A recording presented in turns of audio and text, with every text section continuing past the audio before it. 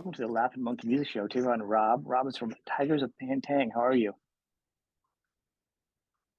I'm very good, and a big hello to all your viewers and listeners.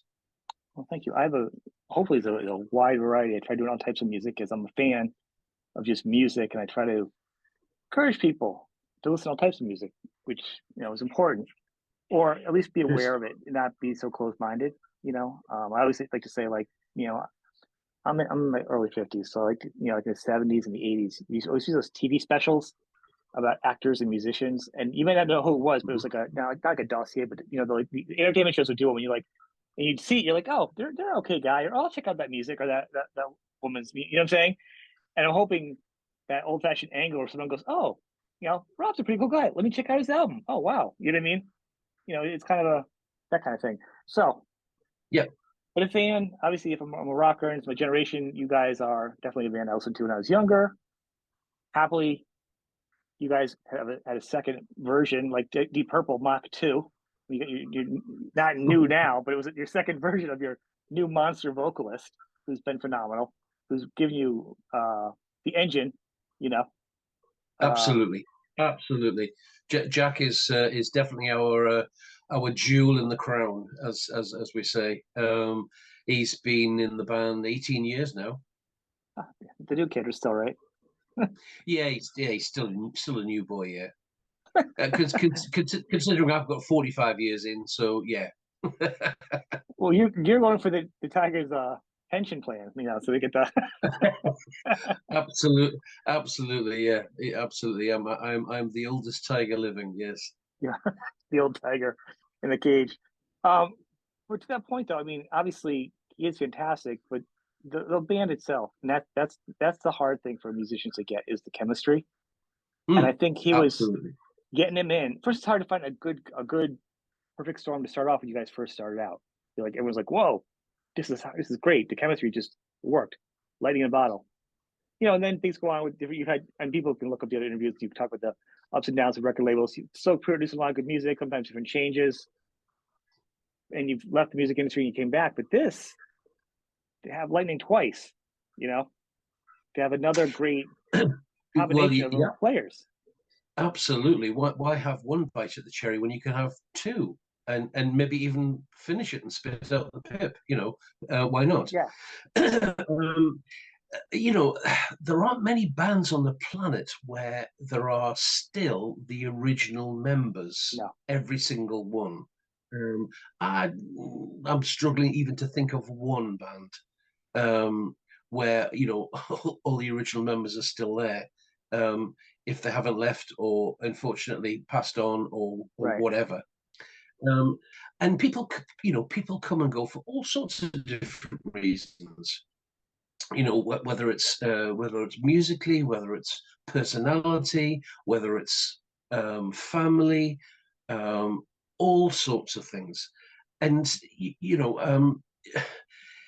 I've always uh, I've always driven the ship, as it were. Even though I had a hiatus, from the late '80s to the late '90s, where I was really disillusioned with the music business, and walked away and sold everything, every guitar, every amplifier, everything. I I hear that, And and my heart cry. As a guitar player, my heart cries thinking about you selling them all. How brokenhearted were you? Like you need therapy for that, and then you're like, I had that guitar. Now you're like, oh, that guitar. I don't care about the other stuff. It's just that guitar.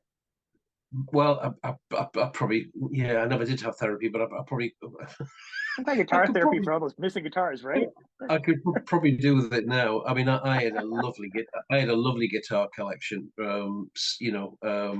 Some very expensive, nice, um, all American guitars which I owned, and everything went.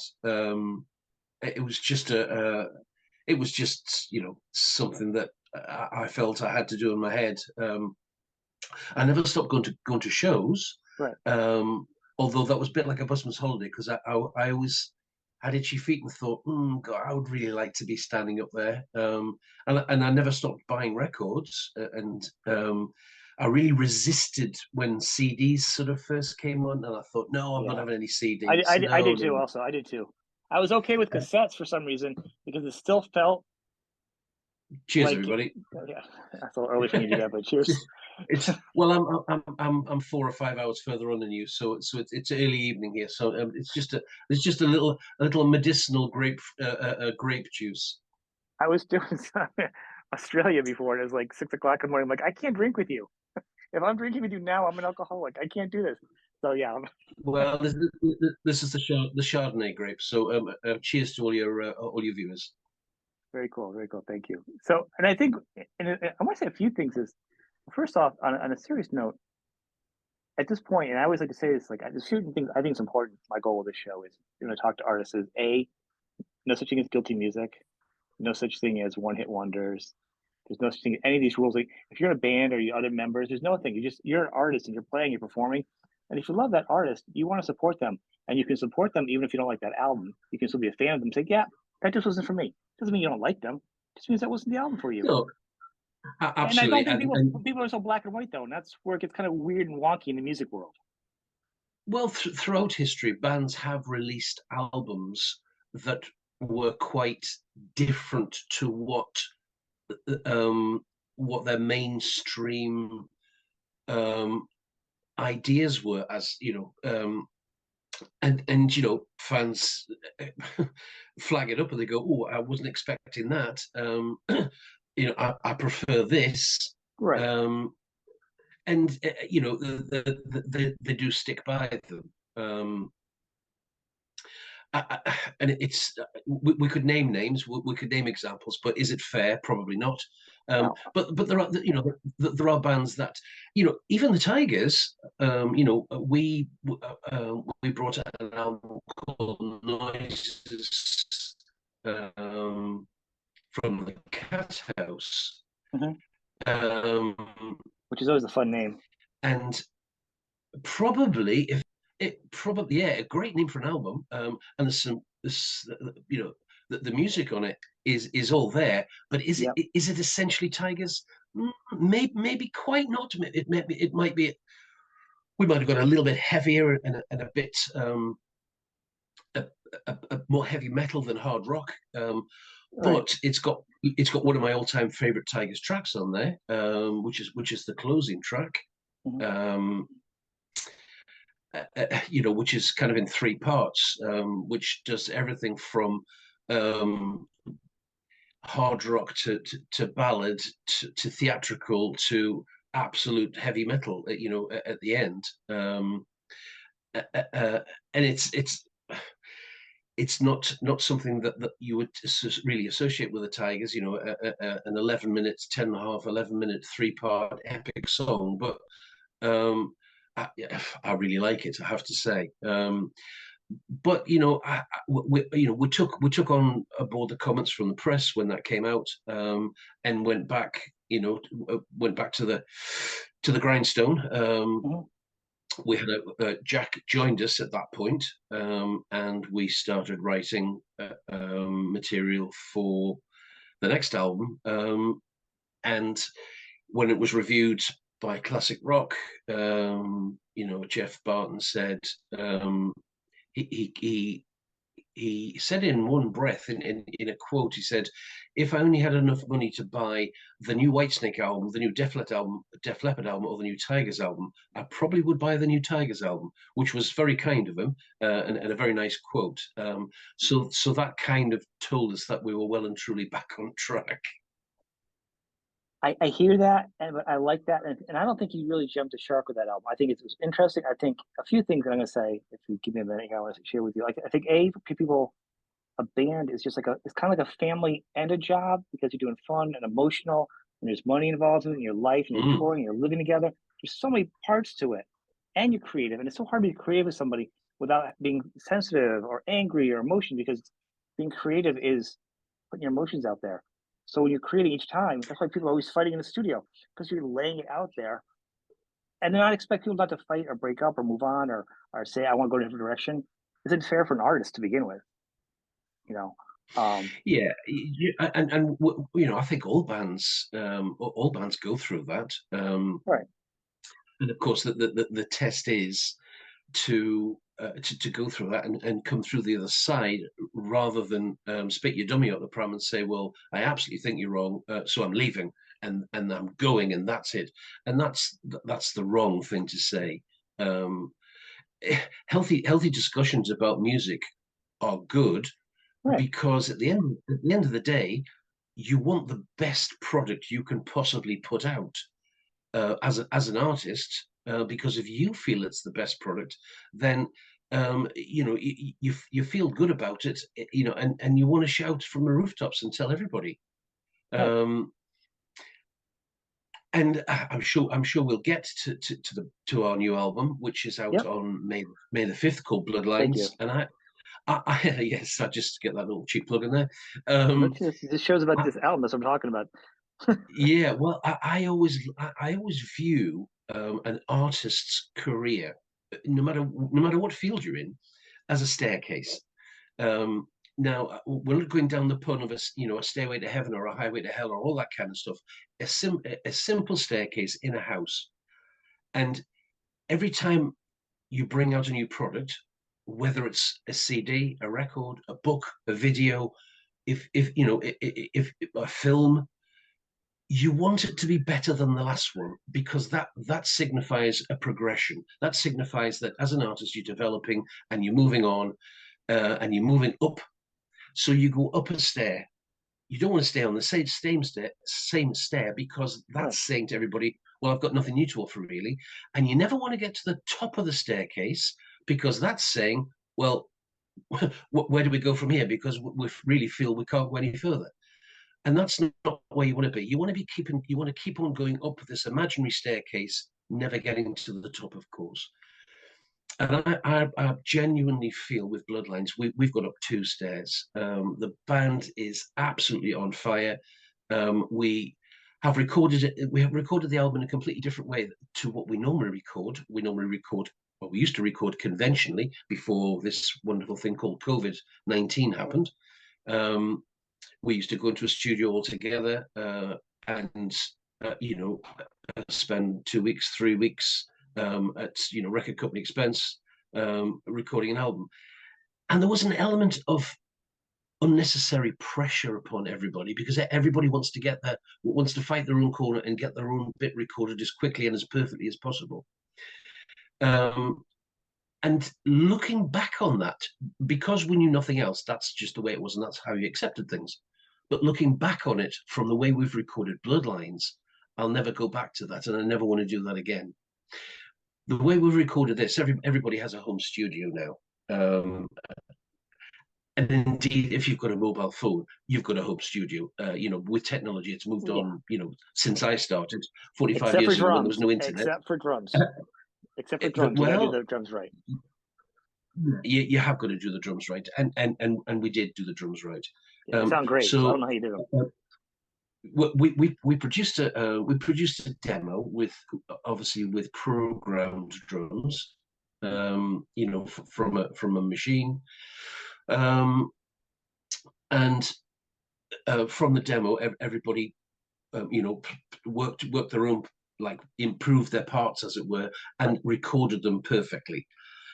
My studio that I've got here in my house, is good enough for me to write songs and do demos, but I don't think it's quite up to the standard that I wanted it to be for the album. So I went to a friend's studio, a guy called Dave Hills. He's got a nice, digital, 48-track studio, which sounds, hugely impressive. It's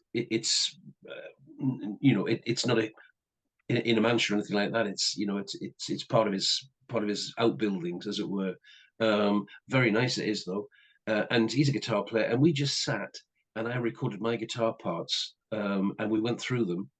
And I really felt, this time, my performance, is the very best, that I could do, but with no pressure. And indeed, with guitar solos, playing guitar solos, I would only reverie. I never pre-plan or work out a guitar solo. Themes to songs, yes, but not your actual press the button guitar solo. I'd kind of like the spontaneity and just see what jumps out my fingers when I play. And I won't record any more than 5, maybe 6 guitar solos to choose from. I don't record 30 or 40 guitar solos or all that rubbish. I just don't believe in it. If you're not going to get it 4 or 5 times, then you're not going to get it. And we did that, chose the best solo. Dave turned them into stems, these things called stems, and they were all sent off. Francesco, the new Tygers guitar player, but he's been in the band 2 years. He collated everything because he's got a really nice studio where he lives in Sardinia, and then all the stems were sent to Tue Madsen, who is a top Danish producer who we've used, and he mixed it and put all the jigsaw pieces together for us.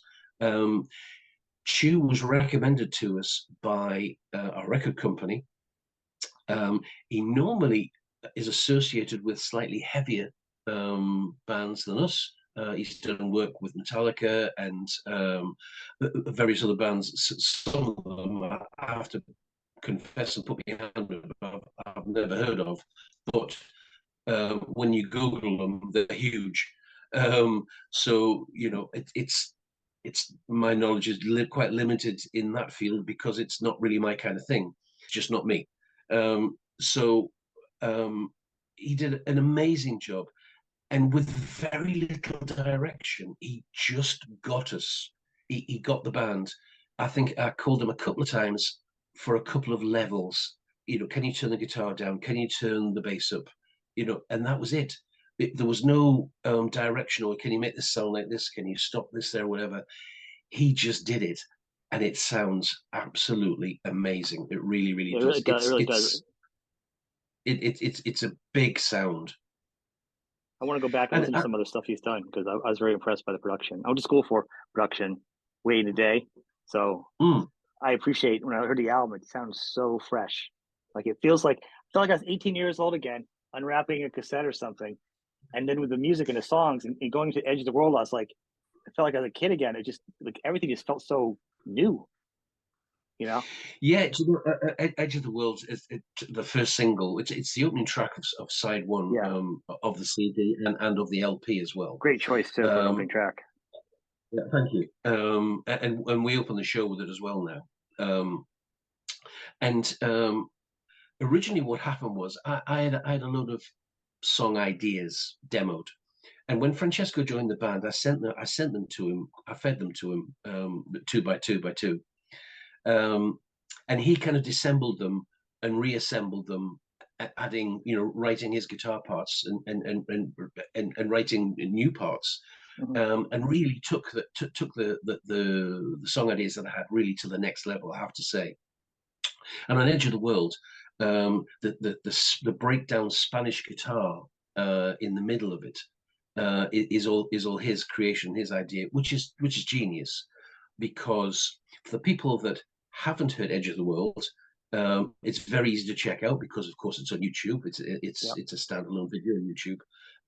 Please, go and have a listen to it. If you like it, you will absolutely love the album. Yeah, it does. But that's a tone.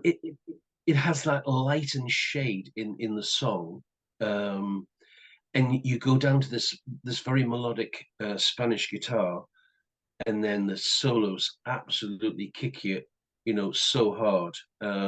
You're back. You're back in the room, And the second single, which is the current single out at the moment as we speak, which is Fire on the Horizon. After I'd sent Francesco, I don't know, half a dozen songs, I said to him, listen, I've sent you all these songs. Have you got anything you want to send me? Because it's all a bit one way at the moment. And I'm interested to hear what. So he sent me this demo of Fire on the Horizon. And it was one of those, so I put it on and I listened to it. And I thought to myself, oh my God, it's one of those songs, one of those guitarists that I just wish I had written. It's just off the page. It's tremendous. It does everything it says, on the tin, and a kind of a lot, along the sort of. It's nothing like Hellbound, but kind of along that, you know, very intense guitar riff, really melodic vocals, huge, excuse me, huge hook in the chorus, Yep. And it's all super listenable. You know, it just all comes together. You know, orally, shall we say? You know, it's just it all kind of makes sense. So, um, yeah, and then there is a third single which we're busy working on the video at the moment. The video's done. We're doing the video's being edited. Mm-hmm. Which we try and do things in house. If you do things in house, you can keep control of them, and you're not having to ring people up or email people as we do these days and say, at 3 minutes 52, I'm not sure about that. You know, can we Yeah. change it or whatever? So Craig, our drummer, who has been in this version of the Tygers as long as me, 23 years. Craig's been with me. He's an amazing video editor, so he's busy editing the video at the moment. It was shot by a great guy called Steve Christie, and Steve has done some editing on it, and then sent it across to Craig to do kind of like as executive producer, if you like. And that's called Back for Good, and that's that's a live, like live in the studio kind of thing. But that's one of those, what I would call a mad motorcycle song. So it's a mid-tempo rocker, but it's one of those songs when you play in the car, or if you have it in your headphones, if you're riding a motorbike, you just keep on twisting the throttle open and open and open, and it's a one of those, you know. It has the guitar theme, which gives you a bit of an earworm, and you think, oh my god, yeah, I'm hearing that all day now. And it's huge. It's absolutely huge. But you know that all the tracks on the album, I don't know whether you remember, or whether your viewers and listeners, they'll all have them in their collection. And there'll be big band names as well, where you would, you know, in the late 70s, early 80s, mid 70s, late 80s, you'd go and buy an album from your favorite band, or a band that, you know, your friend had said, oh, go and try this album, this is great. So you come home and you'd put it on the turntable, you'd put it in your cassette player, and you'd think to yourself, oh, there's about 3 good songs on that. And they're, you know, it's great, and I love this band, but I think they're about 7 songs short of an absolute blinder, you know. Yeah. Or your friend, or you know, if you were coming around to my house, and I'd say to you, hey, come round, I'm going to play the new whatever album, and I pick a track out because I think it's the best track. With Bloodlines, the Tygers album, if you came around, I couldn't pick you a track. We would have to play it, because I really couldn't pick you a track. I could pick you a fast track, or I could pick you a ballad. But if you said to me, what's your favorite, you know, what's the best track? It doesn't have a best track. They're all best tracks. They really are. And this is going to sound like a right sales pitch, and whatever, but it honestly is. Do you know what I mean? I'm happy to I'm happy to refund anybody if I'm telling lies. Well, why would you? Well, I don't think it's a bad thing. I think, and I always like when an artist says it's their best thing, and when they believe it, unless it's an artist just like dialing it in, or periods of time, and they're just saying this is our best one. They had to do an album, they kind of put it out there. But right now, at this point in your career, and a lot of artists in this genre, nobody has to do an album. It's not that world. Sometimes it's bigger pain in the butt to do an album than just to tour and do what the fans want. Sometimes it's just a Yeah, labor you're of absolutely love. right. Yeah, It is. we could, you know, we could turf out, you know, endless live albums and all that kind of Yeah. stuff. The point is, you know, even at my tender age, you know, in my mid 60s, the creativity is just jumping out of my fingers. It's amazing. It amazes me on a daily basis, and I never set out I never say to myself, right, I'm going to go upstairs, plug my guitar in my studio, and write a song, because I know I couldn't do that, and I've never been able to do that. Yeah. So that's not the premise in my head. That's not what I'm thinking. What I think to myself is, I'm going to go upstairs, and exercise these old fingers just to make sure they still work. And something jumps out. Honestly, something jumps out, and I press play and record and think, oh, I quite like that, and I'll record it, and I'll forget about it and go on to something else, and I'll come back and I'll listen to it the next day, and if I still like it, I'll then develop it further, and if I don't like it, I just press delete. Well, I mean, and that's the whole point. I think that's why I do believe that you do feel this is your best. I do think this is probably your best album. I think it's bigger and better. I would probably though myself, I would either say Making All the Rules or Edge of the World would be the song I would introduce people to the album to. That's, but Okay, interesting. I'm not emotionally invested in it though. I'm just saying for I like me it.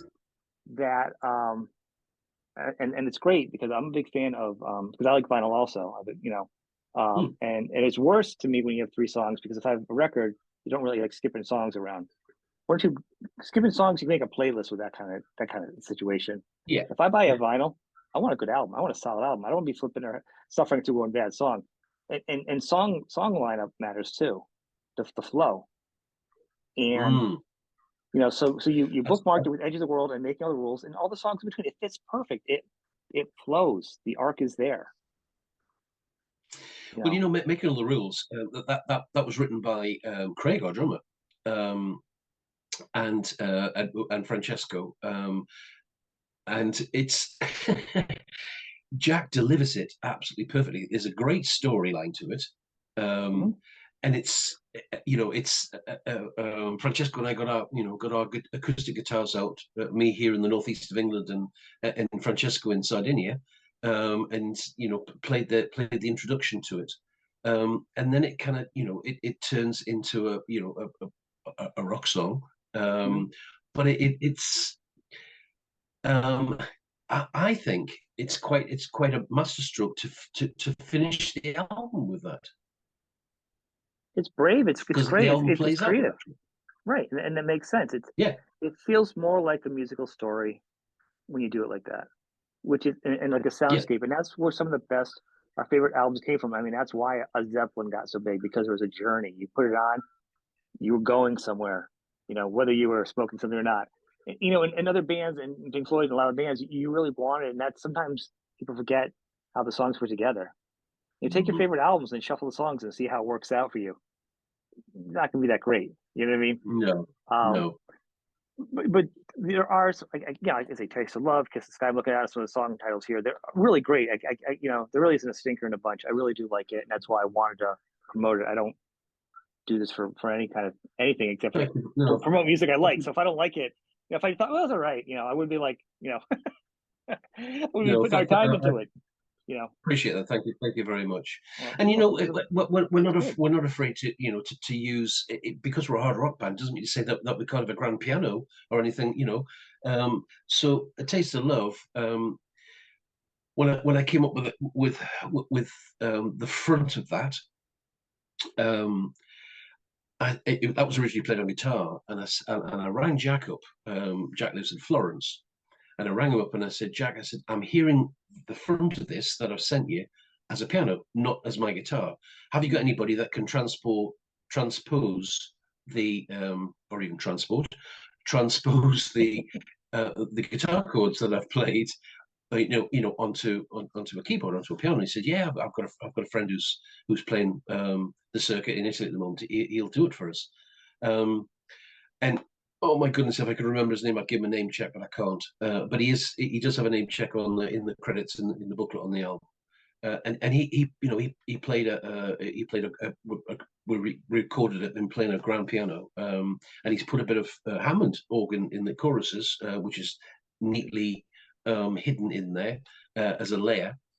And it sounds great. We did it in '82 with the actor Fred Purser, who was the guitar player back then, was actually a classically trained piano player. So when we did all the big tours with all the big halls in the UK, we carried around a grand piano with us in the back of one of the trailers, which had to be tuned every day. So we're certainly not afraid to use instruments, that you wouldn't normally see, on a hard rock album.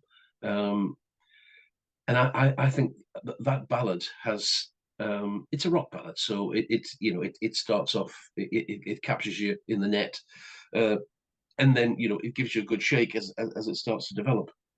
Um, for me, it's I don't write very many ballads because it's about I write about one every 5 years. so that was, so don't expect another one for another 5 years. But again, Francesco took that and developed it further, and kind of arranged it to what it is now, and it's great. And again, Jack delivers the vocal. Take a look at yourself. Is this who you want? You look in the mirror. Is this who you really want to see? It's quite thought invoking. Is it going to be a single? Do you know? I actually thought it would make a good single. So Yeah. Why maybe wouldn't it? maybe it'll be the fourth one. I don't know. Because here's the thing. Like, I think I look back, and that's what I'm saying. Like, even this doesn't surprise me. I mean, nothing does anyhow. But I mean, like, early Tigers, you had some really great just pop songs, and it's Hmm. not a dig. A good No, song is no, a no, good no, no. song. No, no. But I'm Yeah, saying you guys had rock. You guys were rock and metal, but some of your songs were just flat out pop music, which were great. You know, that's what I heard in it. Maybe some people, and I don't mean it, because I like metal, but I thought some of these songs could have been perfect pop songs with rock and guitar, is what it felt like to me. So nothing this, wrong. Nothing wrong with a bit of pop. Nothing wrong with a bit not, of not pop. Nothing wrong with a bit of disco. I'm a bit of and a it's good bit of a pop. It's from quiet back disco. then too. It's not radio. It's not contrived radio with the timing and the beats for the perfect formula like now. I'm talking, it was a good Yeah. pop song where you could turn on the radio in the 70s and the 80s, and you're like, I don't quite like the artist, but man, that's a good song. Like, and it might be an artist totally you wouldn't like, but you're like, that's a good song. That happened to us Yeah. back then. You know what I mean? Yeah. You're like, oh, I like that song. Like, your tape collection or record collection was so weird and varied. Just everybody had a different sound, and that's the genre Well, of pop song I'm talking about. if you look at let's take a small band who nobody Yeah, might not have heard of, called Kiss, and they yeah, came out with they came out with that disco song, "I Was Made for Loving You," which arguably could be probably one of the biggest hits. But yeah, it crosses right over because you can play it at a disco, and the kids will think, "Wow, this is a great disco song." You could play it at a heavy metal show. yeah. That was. I actually talked to Desmond Child about that when he wrote that song with Paul. Hmm. He said because at that time Desmond was also in his own band at the time, and Yes. he was doing his own music, and I think Paul came in to check them out because I guess this band brought in a lot of women to the band. It was like, oh, let's check out this band, and somehow they met and started songs. And the deal was they were going to write songs together for each other, and so that was a song that they wrote together for Kiss. Was that Hmm. one? And of course, there was a lot of pushback at first, but then again, it becomes like one of the biggest songs. And then of course, there's still pushback from it. The hit song is a hit song. You know what I mean? Absolutely, and it will always shine through. Yeah, just like Beth. I mean, the vocals on Beth are not what you're going to hear like on American Idol, The Perfect Voice, but that's Peter Criss, and he made his song. I mean, that's a good song because you know what I mean. He sang it in Yeah, his voice, and that's why it's a good song. Um, but that was the days you absolutely. could do that. You could do that to different bands, you know. And to me, Hmm. I saw that in some of those earlier songs too. And that's why when doing this stuff now, this version, you guys already done with everything you wanted to do. You know, at this point, this is your victory lap. You guys do whatever you want. You're not at a point you have to prove yourself. You know, and the fact you have so much energy and Um, it's so fresh is fantastic. yeah, I think the victory lap is still a little way off. There's still a good two or three more albums in the tank, Oh, still I don't mean. I mean like ready victory to lap. come out. I think there's just three levels. I think. I'm sorry, you don't know my three levels. There's No, you no, no. start I know, off, I know, I know what and you then mean. you have Yeah, the rough years, and then mm, you know who you are, and you yeah. just do that for as long as you want. That's where you're at. The third, like you know who you are, and you can just do that as long as you want. Now you are, who you are. You're not worrying about record labels or fans or this or that. You're just who you are, and that's it. That's the victory Yeah, lap for me. well, yeah, well, yeah, yeah. I completely get that. We're still even at this stage, the band 45 years into its history, Craig's been there 23 years, Jack 18 years, and okay, we've got to, we've got some new blood, we've got some new bloodlines recently in the last couple of years, but the lovely thing, kind of when you get a blood transfusion, is it is a new injection of Yeah. life. Yeah, absolutely, and we're using all the puns here. But the album is called Bloodlines for a reason, and it's because we've had an injection of new blood. And if you look at it, of course, it has a tiger on the front, which all our albums do have, because that's our thing. The cover was done by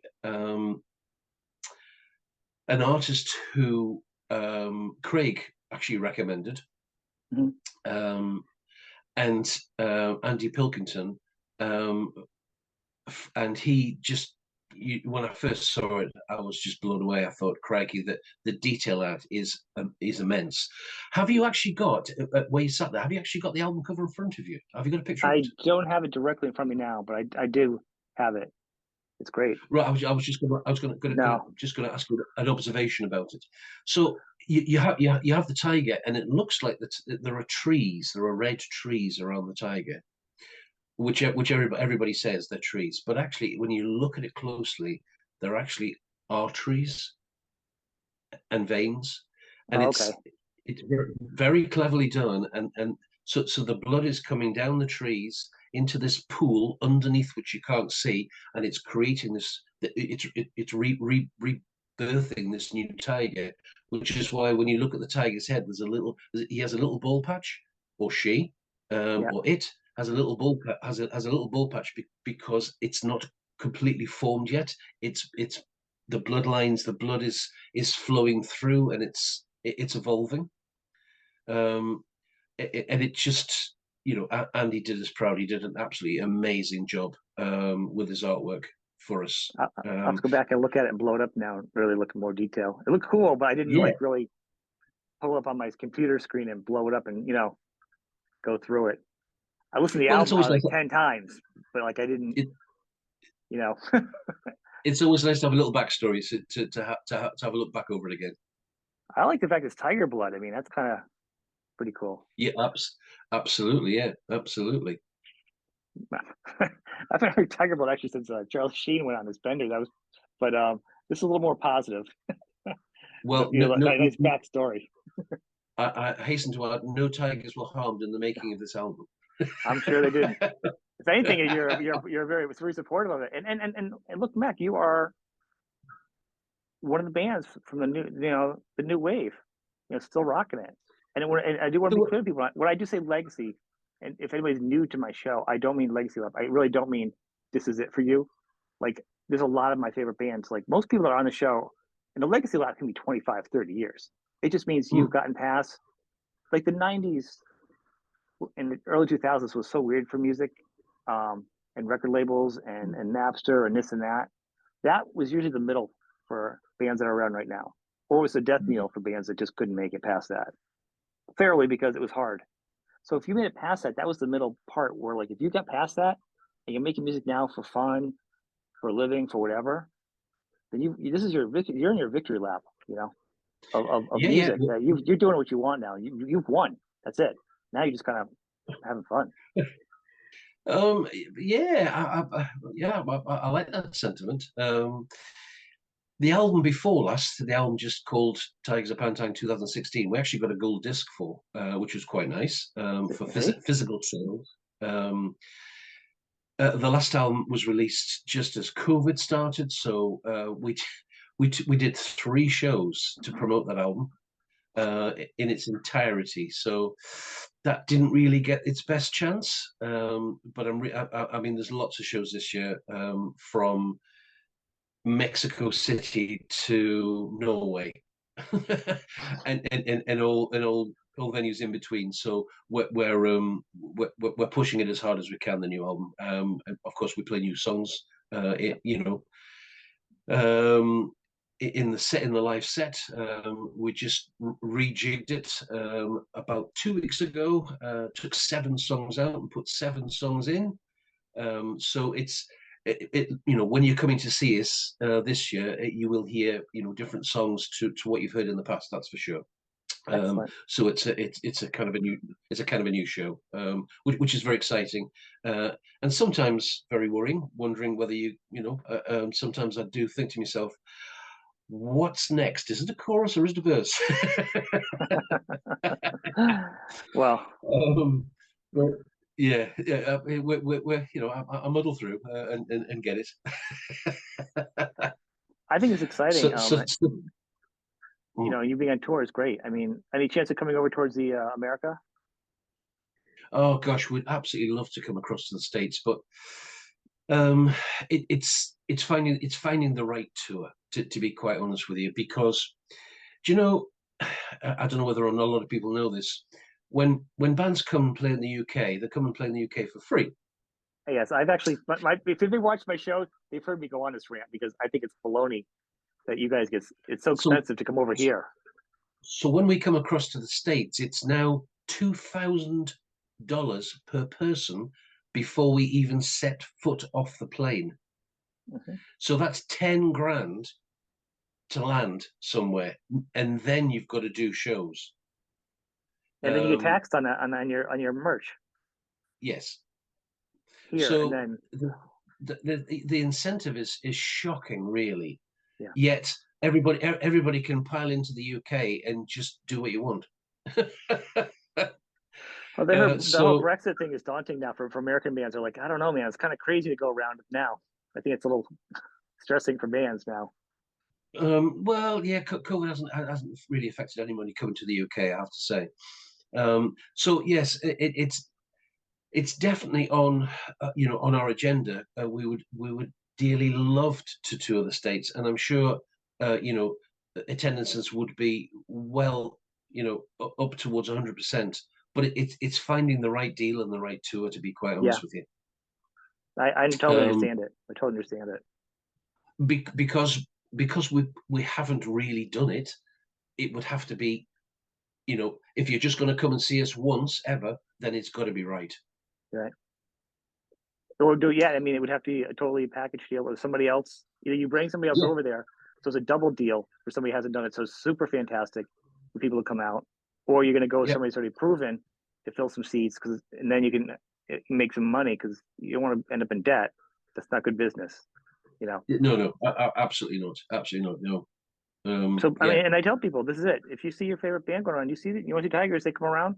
That doesn't mean they can be around every single year. You need to go to every show if you want to keep seeing them. Do you know, the band must get very tired about my little speech. It doesn't last long, but every night when we play, I always thank people for coming.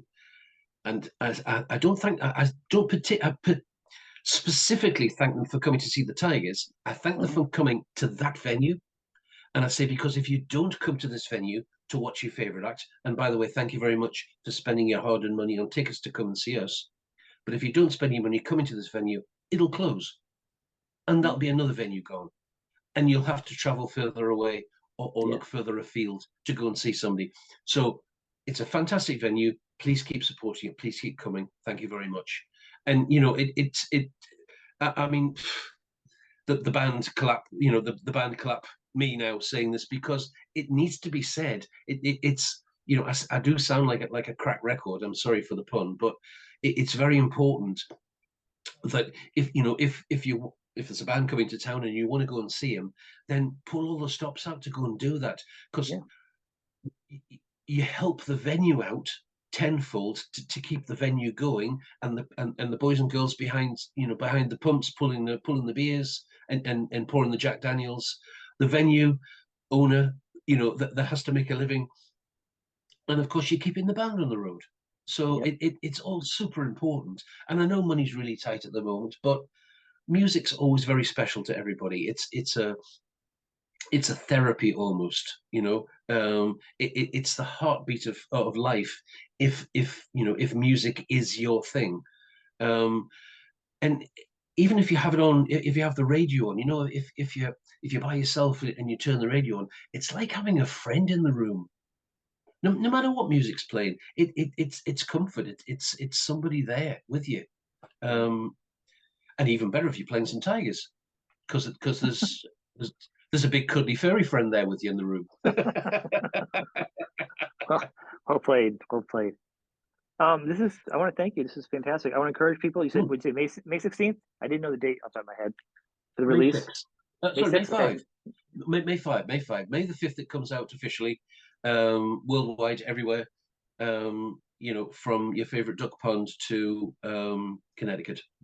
Yeah. Nice. And I say I give it my stamp. I've heard it and I'll listen to it. And I'm going to continue listening to it. You know, now until after it's out for a while. I'll keep listening to it. It's good. I hate saying it's the best of all your albums. I mean, right now it is the best because I'm listening to it now the most. I'd probably off the bat, it probably is my favorite of listening to of all yours right now. So it's great. So congrats. Thank you. And you've just raised a bar again on yourself. So you better. Thank you very much indeed. You have to hustle. Next one. Wealth, health, and happiness to all your viewers and listeners. Thank you very much for your time. Thank you. You take care, man.